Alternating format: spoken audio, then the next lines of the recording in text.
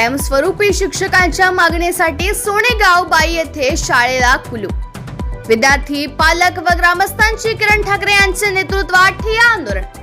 देवळी तालुक्यातील सोनेगाव बाई येथे कायमस्वरूपी शिक्षकांची नियुक्ती करण्यात यावी या प्रमुख मागणीसाठी आज सकाळपासून ते 12 वाजेपर्यंत जिल्हा परिषद माध्यमिक शाळेला कुलूप ठोकून विद्यार्थी, पालक व ग्रामस्थांनी ठिय्या आंदोलन केले। या आंदोलनाचे नेतृत्व देवळीचे नगराध्यक्ष किरण ठाकरे यांनी केले।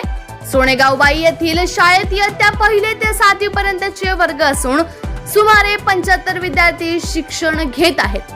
मात्र एवढ्या विद्यार्थ्यांसाठी केवळ 2च शिक्षक कार्यरत असे व त्यातील एका शिक्षकाची SIR अभियानात BLO म्हणून नियुक्ती झाली आहे।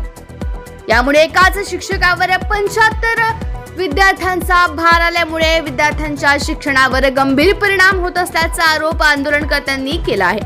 विद्यार्थ्यांना दर्जेदार शिक्षणाचा मूलभूत हक्क मिळावा तसेच शाळेत तातडीने कायमस्वरूपी 4 शिक्षकांची नियुक्ती करण्यात यावी या मागण्यांसाठी ग्रामस्थांनी शाळेसमोर ठिय्या आंदोलन केले।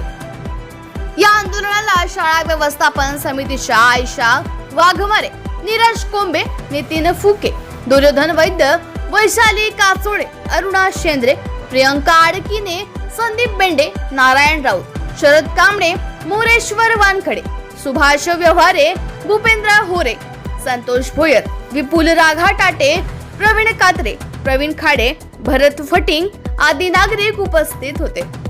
2 शिक्षक आपल्याकडे आहे।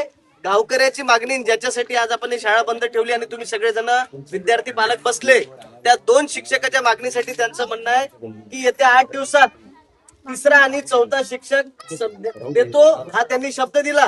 जर समजा येत्या 8 दिवसात त्यांनी जर ते 3रा आणि 4था शिक्षक देऊ शकले नाही तर पुन्हा एकदा याच पद्धतीचं आंदोलन याच शाळेच्या गेटच्या बाहेर होईल। हे सुद्धा यांना मी आपल्या सगळ्यांच्या वतीनं यांना प्रशासनाला इशारा सुद्धा मी देऊन ठेवतो। त्याच्यामुळे आज या ठिकाणी आपण जे सकाळपासून सगळे पालक तुम्ही सगळे आपली शेतीचे काम सगळे बाजूला करून विद्यार्थ्यांच्या भवितव्यासाठी या ठिकाणी बसले। आज मला असं वाटते की या ठिकाणी पंचायत समितीच्या वतीने, शिक्षण विभागाच्या वतीने प्रशासनातील अधिकारी येऊन आपल्याला आश्वस्त केलेला आहे आणि ज्या मागणीसाठी तुम्ही बसले, मला असं वाटते की या ठिकाणी तात्पुरती आपली मागणी मान्य झाली हे सुद्धा करतो। याकरता प्रशासनाचे सुद्धा मी या ठिकाणी आभार मानतो, पोलीस बांधवाचे सुद्धा आभार मानतो आणि सगळ्यांना विनंती आहे पालकांना, आणि हे सुद्धा आपण यांना सांगितलेलं आहे की 8 दिवसात हे शिक्षक मिळाले नाही तर याच शाळेच्या गेट समोर आंदोलन होईल। त्यामुळे तत्पुरती हे आपण आंदोलन स्थगित करू आणि प्रशासनाचे आणि पोलीस बांधवांचे टाळ्या वाजवून सर्वांनी आभार व्यक्त केला। आणि मला